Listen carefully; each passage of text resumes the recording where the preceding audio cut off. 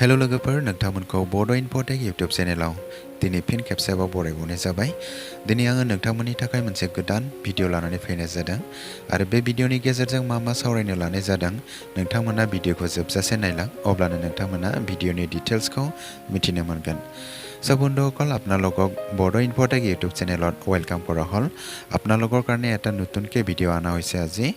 So বন্ধুসকল আপোনালোকে ভিডিঅ'টো একেলগে চাই যাব, আপোনালোকে ভিডিঅ'ৰ ডিটেইলছটো গম পাই যাব।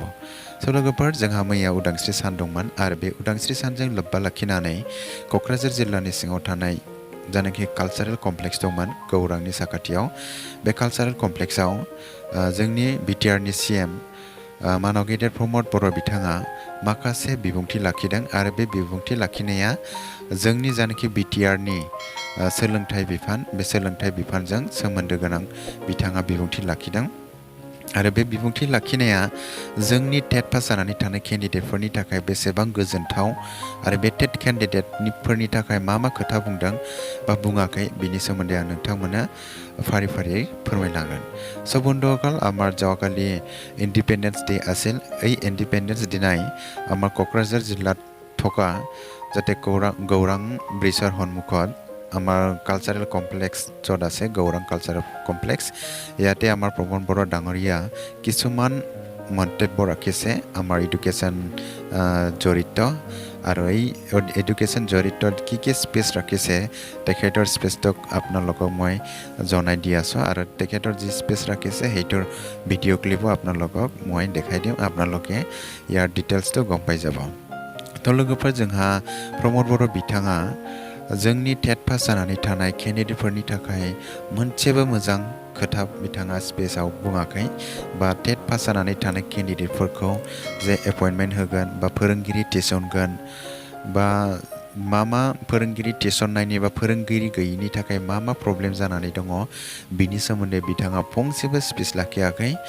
जोंहा आसामनि सीएम डक्टर हिमन्त बिश्व शर्माया नाथाय मैया जानाखि स्पिच लाखिदों, बिथाङा टेट पास जानानै थानाय जानाखि फोरोंगिरिफोर दंमोन एसएससिआव मावनाय बा स्टेट पुलाव मावनाय बिथांमोनखौ रेगुलार खालामगोन होननानै मोनसे बिबुंथि लाखिदों।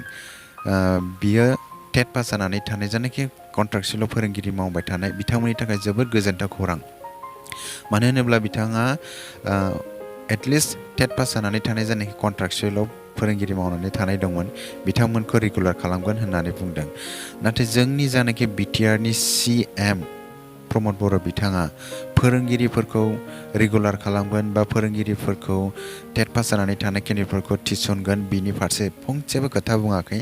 बेयो जोंनि स्पेशेल टेट पास जानानै थानाय बा आसाम टेट पास जानानै थानाय बा गोबां टेट पास जानानै थानाय केन्डिडेटफोरनि थाखाय बियो जोबोद दुखुनांथाव खौरां। So বন্ধুসকল আমাৰ যোৱাকালি জানেকি ইণ্ডিপেণ্ডেন্স ডেত প্ৰমোদ বড়ো ডাঙৰীয়া যি স্পেচ ৰাখিছে সেই স্পেচ ৰাখাত আমাৰ টেট পাছ হৈ থকা কেণ্ডিডেটবিলাকৰ কাৰণে একো কথা কোৱা নাই, তেখেতে একো স্পেচে ৰখা নাই বা টেট পাছ কৰি থকা কেণ্ডিডেটবিলাকৰ কাৰণে এটাও মানে তেখেতে ভাল এটা স্পেচ কৰা নাই যে টেট পাছ হৈ থকা কেণ্ডিডেটবিলাকক নিযুক্তি দিব বা এডভাৰটাইজমেণ্ট দিব বা টিচাৰ নথকাৰ কাৰণে আমাৰ স্কুলৰ ভালকৈ শিক্ষাদান কৰিব পৰা নাই, ইয়াৰ বিষয়ে এটাও আলোচনা কৰা নাই। সেইটো আমাৰ বহুত দুখিত বা বহুত দুখ লগা কথা। আমাৰ যোৱাকালি অসমৰ CM ডক্টৰ হিমন্ত বিশ্ব শৰ্মা ডাঙৰীয়াই টেট পাছ হৈ থকা কিছুমান কণ্ট্ৰাক্চুৱেলত কাম কৰি থকা আছে তেখেতসকলক ৰেগুলাৰ কৰিব, এটা মানে ৰেগুলাৰ কৰি এটা এপইণ্টমেণ্ট দিব, সেইটো কথাটো কৈছে। এইটো এটা ভাল কথা, কিন্তু আমাৰ বিটিআৰত থকা CMক এনেকুৱা এপইণ্টমেণ্ট দিব বা ৰেগুলাৰ কৰিব বা টেট পাছ হৈ থকা কেণ্ডিডেটবিলাক বা টেটৰ লগত জড়িত থকা এটাও কথা কোৱা নাই। এইটো বহুত দুখ লগা কথা। তো लोगोफोर जोंहा जानाखि प्रमोद बर' बिथाङा मा फोरमायदों, मा स्पेच होदों, बिथाङा मा फोरमायदों बेखौ नोंथांमोना खोनासंनानै लाग्रोदो, बेनि उनावहाय आं नोंथांमोननो বিনি ডিটেইলছকো ফৰমাইনাनै होगोন। সব বন্ধুসকল আপোনালোকে প্ৰমোদ বড়ো ডাঙৰীয়াই কি কথা কৈছে সেইটো আগত শুনি লওক, ইয়াৰ পাছত মই আপোনালোকক এইটোৰ বিষয়ে জনাই দি আছোঁ।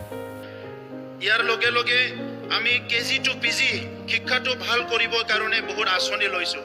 আমাৰ টিচাৰ সকলৰ ট্ৰেইনিং চলি আছে, সায়েন্স টিচাৰৰ ট্ৰেইনিং চলি আছে, অফিচাৰ সকলৰ ট্ৰেইনিং চলি আছে, যিবিলাক কোনোদিনে হোৱা নাছিলে সেই কামবিলাকো আমি কৰিছোঁ। কাৰণ বড়োলেণ্ড অঞ্চলৰ ল'ৰা ছোৱালীও ভাল শিক্ষা পাব লাগে, উন্নত মানৰ শিক্ষা পাব লাগে, গুণগত শিক্ষা পাব লাগে, সেইটোৱে আমাৰ চৰকাৰৰ এটা উদ্দেশ্য। তো সেইকাৰণে যিবিলাক আমাৰ শিক্ষাৰ সমস্যা আছে এইবিলাক স্থায়ী সমাধান কৰাৰ কাৰণে আমি অনাগত দিনত আগবাঢ়ি যাম। लोगोफोर नोंथांमोना खोनानो मोनबाय प्रमद बर' बिथाङा मा खोथा फोरमायदों। बिथाङा बुंदोंमोन केजि निफ्राय बा पिजि जोंनि एलपि स्कुलनिफ्राय इउनिभार्सिटि लेभेलसिम थानाय फोरोंगिरिफोरखौ ट्रेनिं होगासिनो दङ बा अफिसारफोरखौ ट्रेनिं होगासिनो दङ स्कुलखौ जौगाहोनो थाखाय। बिथांमोना अलरेडि ट्रेन जाखानाय, बिथांमोनखौ जे ट्रेनिं होग्लिबाय थागोन बे खुनु जुक्ति खोथायानो जाया। नंगौ दे ट्रेनिं हो, मोजां खोथा, नाथाय जोंनि फरायसालियाव जे फोरोंगिरि गैया, बे फोरोंगिरि गैयिनि थाखाय जे स्कुला जौगानो हायाखै, बे स्कुलाव मोजाङै जानाखि साबजेक्ट वाइज टिचार थानांगौ बे टिचार गैयिनि थाखाय स्कुलाव मोजाङै क्वालिटी इडुकेसनखौ होनो हायाखै। आरो टिचार गैयिनि थाखाय माखासे गार्जेनफोरा गावनि स्टुडेन्टफोरखौ बा गावनि गथ'फोरखौ गभर्नमेन्ट स्कुलाव सोआखै। बेखौ बिथाङा मिथिगौना मिथिया, बिथाङा बेखौ सार्भे खालामनो खालामा, बे खोथाखौ बिथाङा सानग्रोथों। बिथाङा बुंदों 2006निफ्रायनो बिथाङा इडुकेसन डिपार्टमेन्टजों जुरित दंनो। दा इडुकेसन डिपार्टमेन्टजों जुरित दङब्ला बिथाङा फोरोंगिरि गैयिनि थाखाय जे बेसेबां प्रब्लेम जादों बेखौ बिथाङा मिथिगौना मिथिया। थाखानाय फोरोंगिरि, थाखानाय अफिसार बिथांमोनखौ जे ट्रेनिं होयै होयै बेसेबां स्कुलखौ डेभेलप खालामगोन बिथाङा मिथिगौना मिथिया। फोरोंगिरि गैयिनि थाखायनो बेसेबां जारला जानानै दङ, बेसेबां स्कुला एमालगामेसन जानानै बेसेबां स्कुलफ्रा थैलांनायनि लामायाव दङ, बिथाङा बेखौ नोजोर होदोंना होआखै। বেশ जोबोद দুঃখনাंथाव খবর যে আমার প্রমোদ বড় ডাঙৰীয়ে যোৱাকালি যি মন্তব্য ৰাখিছে আপোনালোকে এইটো শুনিব পাইছে যে কেজিৰ পৰা পিজিলৈকে যিমান নেকি অফিচাৰ আছে বা টিচাৰ আছে তেখেতসকলক ট্ৰেইনিং দি আছে। তেখেতসকলক ট্ৰেইনিং দিছে যে ঠিকেই কথা, অনলি তেখেতসকলক ট্ৰেইনিং দি থাকিলেকে আমাৰ ষ্টুডেণ্টবিলাকে ডেভেলপ হ'ব নেকি? বাছ য'ত মানে আমাৰ টিচাৰে নাই স্কুলত বা টিচাৰ নথকা স্কুলবিলাক কেনেকৈ ডেভেলপ হ'ব? ইয়াতে এজন টিচাৰ আছে, কিছুমান স্কুলত টিচাৰে নাই, আমাৰ অফিচাৰবিলাকক ট্ৰেইনিং দি থাকিলে কি আমাৰ স্কুল কি ডেভেলপ হ'ব নেকি? য'ত মানে টিচাৰ নাই, টিচাৰ নথকা স্কুলবিলাক কেনেকৈ ডেভেলপ হ'ব? আমাৰ অফিচাৰবিলাক, আমাৰ যিখিনি টিচাৰ আছে সেইবিলাক অলৰেডি ট্ৰেইন টিচাৰ হয়। তেখেতসকলে DLED কোৰ্চ কৰিছে, অফিচাৰগিলা অলৰেডি তেখেতসকলে বহুত দিন পৰাই তেখেতসকলে অফিচাৰ হৈ থকা, তেখেতে ডিগ্ৰী লোৱাৰ পিছতে অফিচাৰ হৈছে। তেখেতসকলক ট্ৰেইনিং দি থাকিলে কি আমাৰ স্কুল কি ডেভেলপ হ'ব নেকি? এইটো কোনোদিন এইটো ডেভেলপ হ'ব নোৱাৰে। আমাৰ স্কুলত টিচাৰ নিযুক্তি দিলেহে বা টিচাৰ কোৱালিটি টিচাৰ নিযুক্তি দিলেহে এইটো আমাৰ স্কুলটো ডেভেলপ হ'ব। সেইটো आरो बेनि उनाव बिथाङा मा खोथाखौ फोरमायबावदों नोंथांमोना बेनि स्पेसखौ खोनासंबावदो। আজি আমি খুব আনন্দিত হৈছোঁ। আমাৰ যোৱা বছৰ যিটো স্কুল এডাপশ্যন প্ৰগ্ৰাম আমি ঘোষণা কৰিছিলোঁ আৰু এই স্কুল এডাপশ্যন প্ৰগ্ৰামটো ইমান সফলভাৱে আমাৰ কিছুমান দায়িত্বশীল ব্যক্তিসকলে আগুৱাই লৈ গ'ল। মই আপোনালোকক বড়োলেণ্ড চৰকাৰৰ হৈ মই বহুত বহুত ধন্যবাদ জনাইছোঁ, যিসকলে আমাৰ বড়োলেণ্ড যিটো স্কুল এডাপশ্যন প্ৰগ্ৰামটো আগলৈ লৈ গ'ল। মই 2006 চনৰ পৰাই শিক্ষাৰ লগত জড়িত আছোঁ। সেই সময়ত যেটো অনুভৱ কৰিছিলোঁ যে আমাৰ গভৰ্নমেণ্ট বিদ্যালয়বিলাক কিয় ভাল নহ'ব। অসমত প্ৰাইভেট স্কুলৰ ৰিজাল্ট ভাল হয়, গভৰ্নমেণ্ট স্কুলৰ ৰিজাল্ট ভাল নহয়, কিন্তু গভৰ্নমেণ্ট স্কুলতো ভাল শিক্ষক আছে, গভৰ্নমেণ্ট স্কুলতো ভাল ছাত্ৰ ছাত্ৰী আহে, কিন্তু তেখেতসকলক আমি কিয় গুণগত শিক্ষা দিব নোৱাৰোঁ। আৰু সেইটো উদ্দেশ্য লৈ বিভিন্ন কাম আমি হাতত লৈছোঁ। আৰু ইয়াৰে এটা মেজৰ কাম আছিলে এই স্কুল এডাপশ্যন প্ৰগ্ৰাম। এজন ভাল মানুহে স্কুলখন এডাপ্ট কৰিব আৰু স্কুলত যোৱা অহা কৰিব, তেখেতে একাডেমিক আৰু ইণ্টাৰনেল আৰু এক্সটাৰ্নেল যিটো ইনভাইৰনমেণ্ট স্কুলৰ এইটো অলপ সমৰ্থন দি পেলাই ঠিক কৰি পেলাই অলপ সৰু সুৰা সমৰ্থনবিলাক ছাপৰ্টবিলাক দি পেলাই স্কুলখন ঠিক কৰিব লাগে। টিচাৰ যাতে ৰেগুলাৰ হয় আৰু কিছুমান সৰু সুৰা প্ৰব্লেমটো যাতে সমাধান কৰিব পাৰে, এই উদ্দেশ্য লৈ পেলাই আমি স্কুল এডাপশ্যন প্ৰগ্ৰামটো হাতত লৈছিলোঁ। যোৱা বছৰ যিখিনি সফল হৈছে, অহা বছৰত আৰু ইয়াতকৈ অধিক সফল কৰাৰ কাৰণে আমি চৰকাৰে আমি দায়িত্ব লৈছোঁ আৰু মই আপোনালোকৰ পৰা আৰু অধিক সমৰ্থন পাম বুলি আমি আশা কৰিছোঁ। स' लोगोफोर प्रमद बर' बिथाङा जायनाखि स्कुल एडप्सननि खोथा बुंदों बे स्कुल एडप्सननि खोथाया थिगैनो दङ माखासे स्कुलफोरा मोजां गाइडेन्स गैयिनि थाखाय स्कुला एसे जारला मेरलायै सोलियो माने फोरोंगिरिफोरा टाइम मथे स्कुलाव फैया बा स्कुलखौ मेनेजमेन्ट मोजाङै खालामा जोंनि जायनाखि एसएमसि कमिटि थायो एसएमसि कमिटिनि जायनाखि मेम्बार्सफोर बिथांमोनाबो मोजाङै नोजोर होनो हास्लाबा जायो दा बेनि थाखाय थिगैनो दं मोजां स्कुल एडप्सन खालामनो नाथाय अनलि स्कुल एडप्सन खालामजानायजोंनो स्कुला जौगागोन नामा जाय एडप्ट लागोन स्कुलखौ बिथाङा फोरोंगिरिखौथ' थिसननो हाया बिथाङा एसे नायदिंगोनसो बबे खनायाव मा जादों मा जायाखै बेफोरखौसो स्कुलाव फोरोंगिरिया मोजाङै फैदोंना फैयाखै बेखौल'सो नायगोन दा सासेल' फोरोंगिरि दं हमनानै ला मोनसे स्कुलावहाय बे स्कुलखौ जेनेबा एडप्ट खालामनानै लाबाय सासे बेक्तिया दा बे फोरोंगिरि सासेल' थानाय फरायसालियाव बिथाङा फोरोंगिरि थिसनफैनो हागोन नामा बिथाङा सेलारि होनो हागोन नामा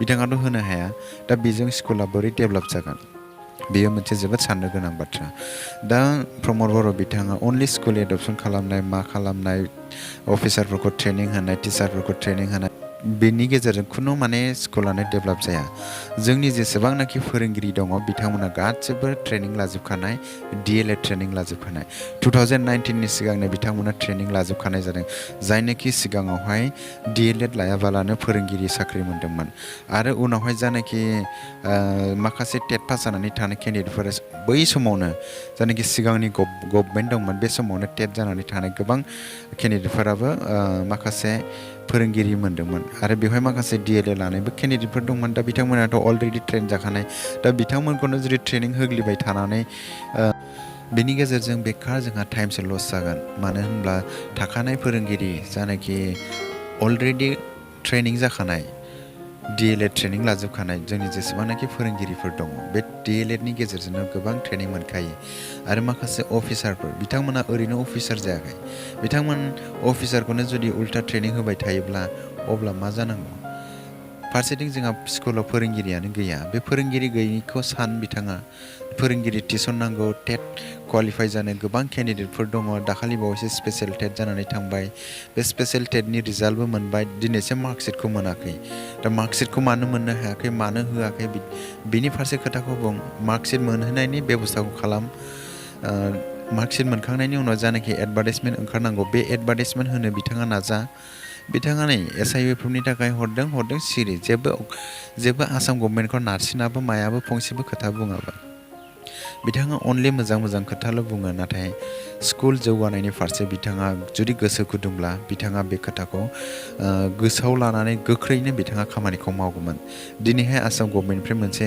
नटिफिकेसनसो उल्था फैबाय जे स्कुलखौ एमालगामेसन खालामनांगौ एमालगामेसन खालामनाय लोगो लोगोनो गोबां स्कुला थैलांगोन आरो बे स्कुला थैलांबानो गोबां जोंनि फोरोंगिरिनि पस्टफ्राबो गोमालांगोन अब्ला जों बेनि दायनिगिरिखौ जों सोरखौ होननानै बुंगोन दा बेनि दायनिगिरिखौ जोङो जानाखि BTRनि दा बर्थमान गभर्नमेन्ट सोलिनानै दङ बे गभर्नमेन्टखौनो जों बुंनांगोन मानो होनोब्ला BTRआव जानाखि फरायसालि दङ बे फरायसालिनि जानाखि फोरोंगिरि थिसननायनि खामानि बे फोरोंगिरि थिसननायनि खामानिया जोंनि BTRनि जानाखि गभर्नमेन्ट बे गभर्नमेन्टनि आखायावनो दङ जोंहा जानाखि आसाम गभर्नमेन्ट बे आसाम गभर्नमेन्टआथ' फोरोंगिरि थिसनलांगासिनो दङ दिनैसिम खेमब्रै खेमबा फोरोंगिरि थिसनलांबाय आरो नै सेप्तेम्बर मान्थआवहाय एडभार्टाइजमेन्ट ओंखारगोन फोरोंगिरि थिसननायनि 10,000 फोरोंगिरिनि थाखाय जायनाखि पस्ट दङ बे पस्टनि फारसे एडभार्टाइजमेन्ट ओंखारसिगोन नैबे 10 सेप्तेम्बर बे 10 सेप्तेम्बरावनो ओंखारगोन दा हमनानै नायदो प्रमद बर' बिथाङा 2 बोसोर सिगांनो बिथाङा फोरोंगिरिनि बा स्कुल डेभेलपमेन्टनि बायदिसिना खोथा बुंबाय थादोंमोन नाथाय दिनैसिम बिथाङा खोथाखौल' बुंबोबाय थादों नाथाय फोरोंगिरि थिसनाखै बेयो जोबोद लाजिनांथाव दुखुनांथाव बाथ्रा स' लोगोफोर दिनै आङो गोबां खोथा फोरमायनाय जाबाय जोंनि जानाखि बर्थमान गभर्नमेन्ट बे गभर्नमेन्टआ दिनैसिम मानो फोरोंगिरि थिसनाखै आरो फरायसालिनि हालोदा माबायदि दङ बेवहाय मानो दिनैसिमबो फोरोंगिरि थिसनाखै बेफोरनि सायाव गोबां दुखु मोननानै आङो दिनै बायदिसिना खोथा फोरमायनाय जाबाय आरो बे खोथा फोरमायनायाव माबाफोर गोरोन्थि जायोब्ला आंनि चेनेलखौ जायनाखि नायगिरि बिथांमोना निमाहा होनानै होबानो जाबाय स' लोगोफोर नोंथांमोना जुदि बे भिडिअखौ मोजां मोनदोंब्ला लाइक आरो शेयार खालामनानै होबानो जाबाय आरो लोगोसे चेनेलाव गोदानै फैदोंब्ला चेनेलखौबो साबस्क्राइब खालामनानै होबानो जाबाय लोगोसे बेल आइकनखौबो थुनानै होबानो जाबाय जाहाथे भिडिअनि खौराङा नोंथांसिम गोख्रैयैनो सौहैनो हायो स' लोगोफोर भिडिअआ बेखिनियानोसै गोजोन्थों।